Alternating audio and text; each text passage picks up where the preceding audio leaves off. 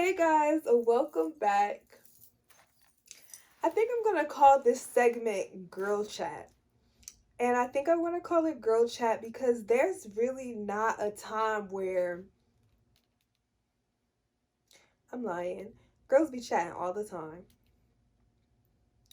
But I want this segment to be kind of like an open space for girls to be just kind of like honest, really straightforward, really like get into the comments and start expressing themselves, their thought process on the particular topics that I cover. So, this particular week or this particular topic, should I do girl chat each week? Yeah, that would be fire. Okay, so this week's segment of Girl Chat is going to be called Pretty Privilege. So, pretty privilege, I have never heard of this term. This is like, to me, it's a newfound term. I only heard about it because Saweetie had mentioned it. And then after Saweetie mentioned it, I started noticing a lot of YouTubers were doing videos covering it. And it was mostly girls who kind of felt like they didn't have pretty privilege. Or I did cover a girl who she said she had pretty privilege, then she lost pretty privilege, and then she got it back. Whatever. Um, let's start off by defining pretty privilege. Now, the way Saweetie defines it is as an aura. But I'm going to go and see if there's anything in the Urban Dictionary that will define it a little better. But once we read this, we'll go, what is pretty privilege? How does it affect you? Look, there's articles on it. This is a topic now. So, the Urban Dictionary defines it as a person who has more opportunities and becomes more successful in life because of how attractive they are. Pretty privilege isn't a thing. It's like a sentence that they use to, explain it, whatever.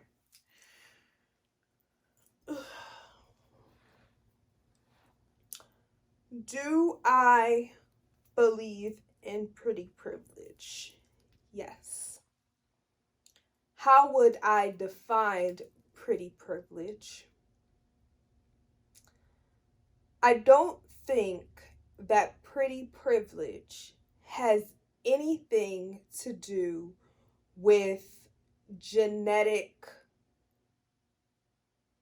features. I don't think it's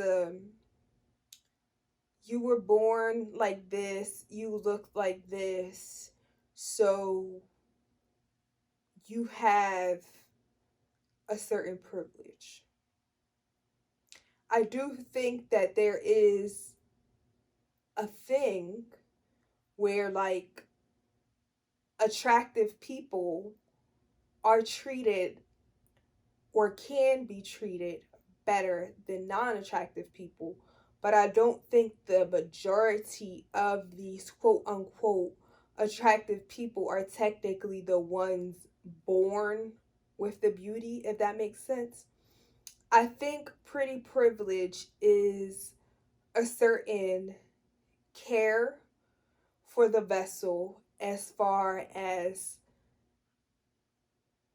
an idealized um, feminine aesthetic. I think that there is a charm or a submissive personality that comes with it. And I think that if you move in those certain ways, there is a privilege that comes with it. So, with this topic, I wanted to use Saweetie as an example because she, number one, is the reason why I know what pretty privilege is, or I even found out that it existed.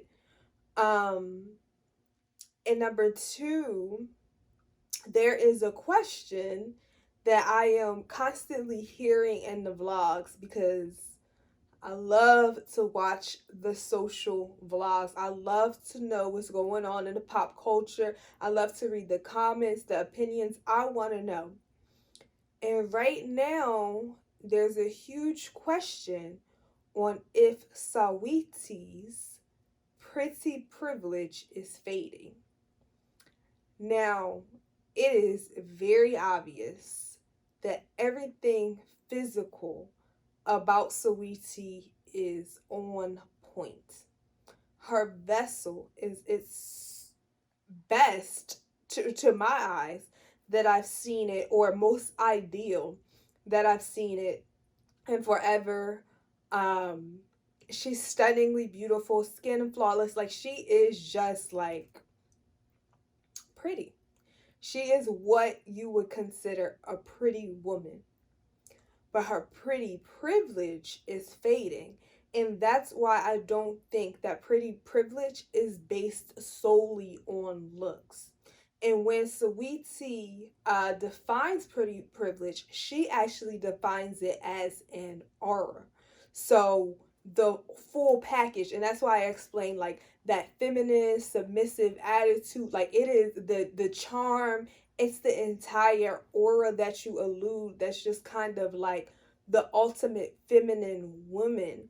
And that to me is what pretty privilege is. It's like I'm going to get yes in everything that I go for because I just elude this beautiful goddess like energy everywhere I go. And it just is not imagery, it's the whole aura. So, with the topic of is Saweetie's pretty privilege fading, has nothing to do with her physical features. It has to do with her overall feminine aura. And I did jot down a few things that I wanted to discuss um, that I noticed. Okay, so number one, I do feel like Saweetie's brand is built off of pretty privilege. I think her whole brand talks about the things that you can acquire when you have this pretty privilege. And I think she idealizes those ultimately desired women. um I wrote down like Holly Berry or J Lo in the 90s, or even Marilyn Monroe in the 50s, how these women were super desired. Like, there was no man who just kind of would not drop and give these women whatever they wanted just because they eluded this pretty privilege energy. um and then I wanted to tackle what would have caused the fade of Saweetie's pretty privilege? Like, what are the things that would have caused the fade of it? Um, I feel like when she dated Quavo, it was so amazing for her brand because it said, yes, I utilize my pretty privilege, and yes, it works. And yes, I have this ideal I don't know, I guess we would call it a hip hop American dream relationship. And yes, it works. Where I would say it started to fade, and this is going to sound crazy, but this is the reality of the world that we live in.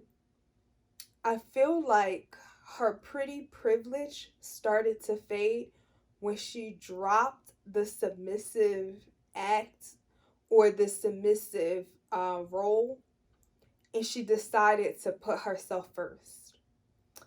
So I guess we could compare Saweetie and Quavo's dynamic to Cardi B and Offset's dynamic. Very similar.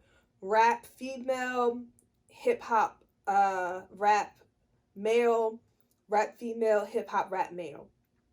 Same industry.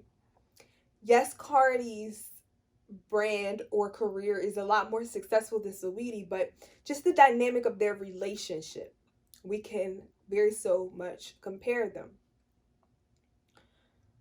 Where did Saweetie, in my eyes, go right and many other eyes go wrong? And she chose herself first. She said, I will not submit to someone who treats me wrong. I am going to put myself first. I am going to respect myself and put myself on this pedestal. And I'm not going to bring myself down to submit to someone who is constantly disrespecting me. Cardi played the game a little differently.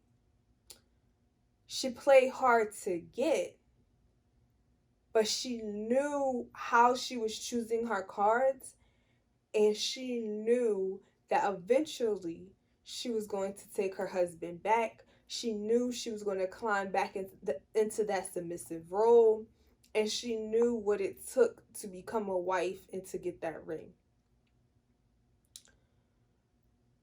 Saweetie didn't care about that. She felt like, I am the ultimately desired woman of this decade. I am the representation of pretty privilege, and I am not going to submit to this man who mistreats me when I know there's so many other fish in the sea.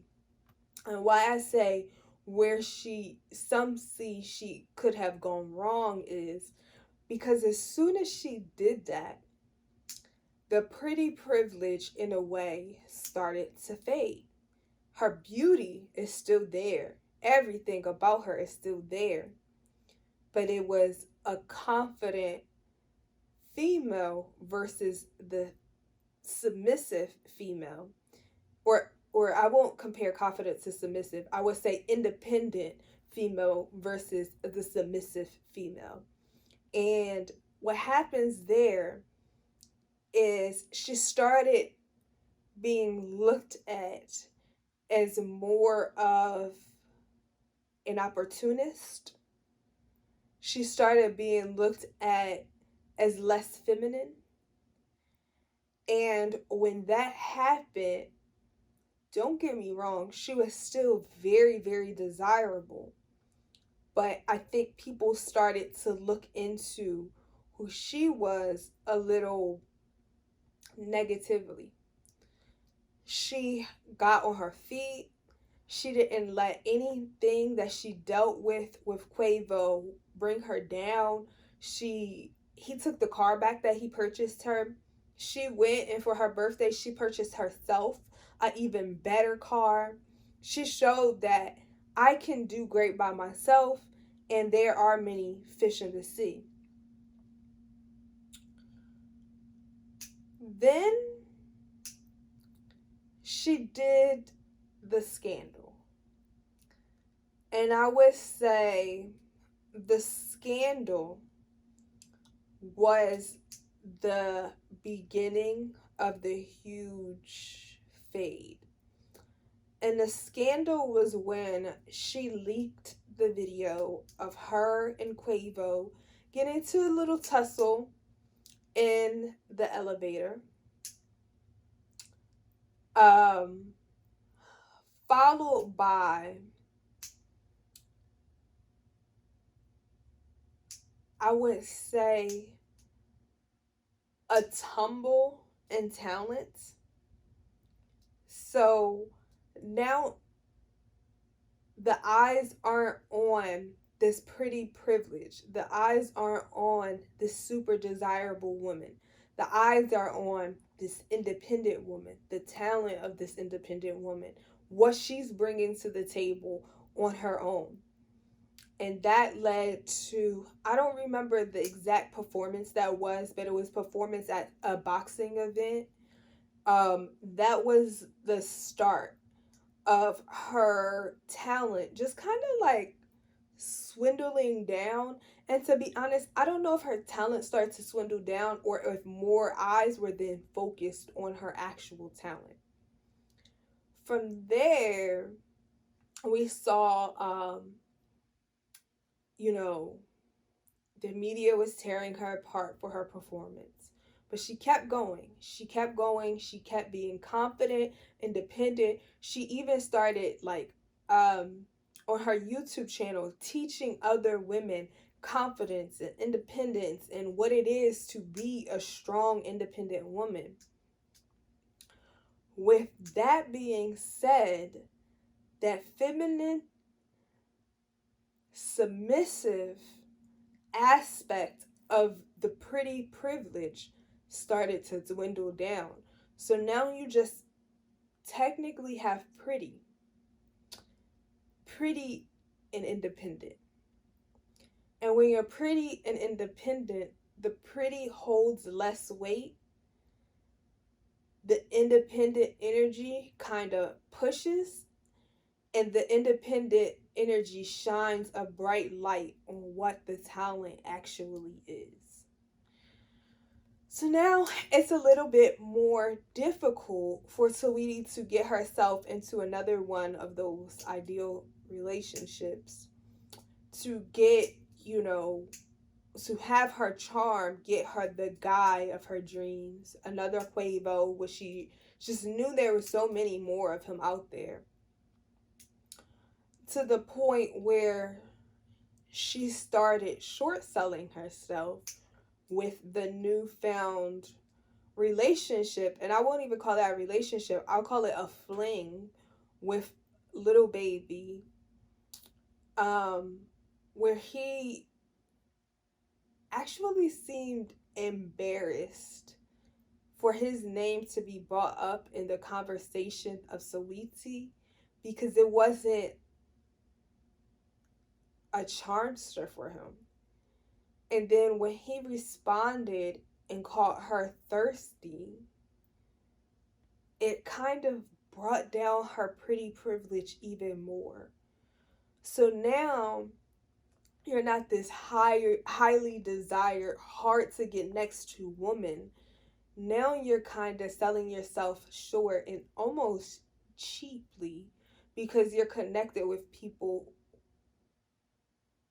who now downplay the woman who you are, and are now basically comparing you to buyable. Like, okay, if I drop a bag on you, I could use you and then abuse you. That is not what pretty privilege is. Pretty privilege, you are literally in control of every single aspect of how people maneuver around you. It's a privilege, but it's you using that privilege to push you and to push your power. And you pretty much know what you're doing.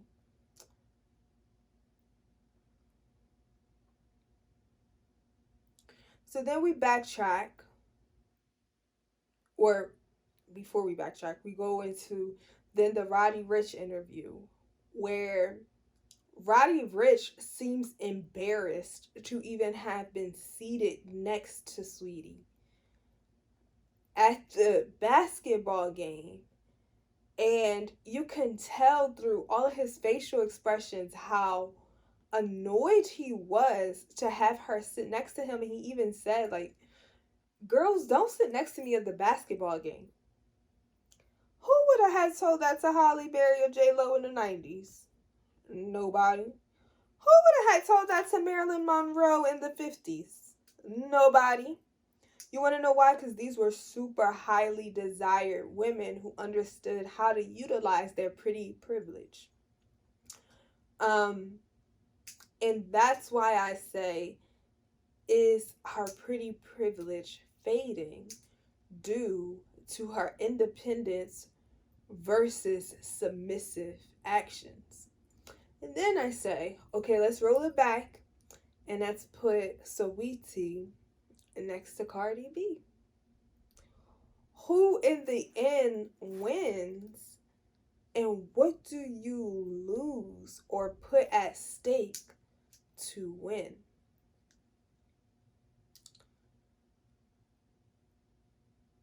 My answer, I really don't know because I am the girl with the faded pretty privilege. There was once a time where I could get literally whatever I wanted from men. And I was so submissive and I was so, I want to say, purely innocent or naive. Like, I just, I just naturally used this pretty privilege. And then there was a time after a heartbreak where I just literally shut down. I put my big girl pants on and I hit the field to get independent. I don't need a man to do this for myself. And when I did that, I lost my femininity and I gained a lot of masculinity.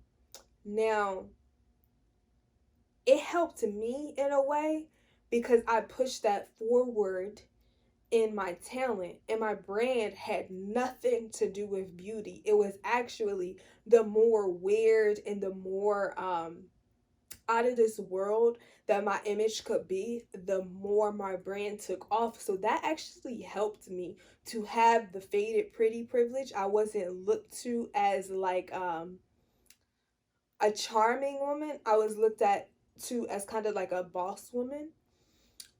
But the end result, no matter what or who or how, is to always find that ultimate love.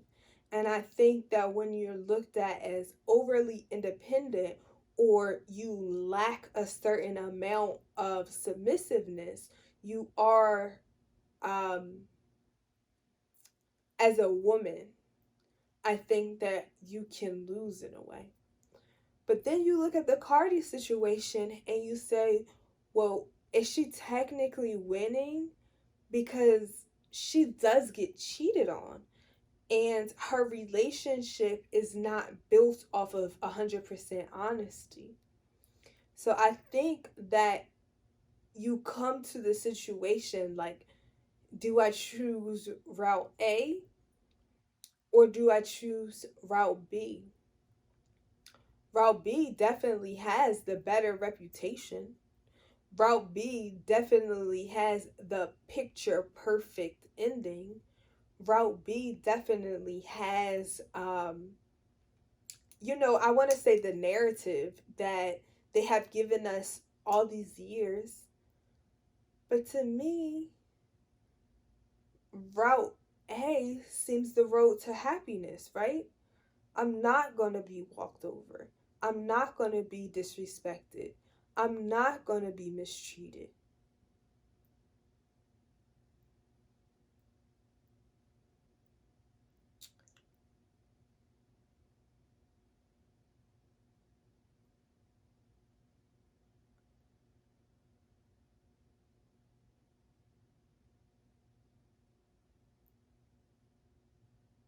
I'm sorry, someone just messaged me. Um, and then you have to kind of like figure out what you will allow to, or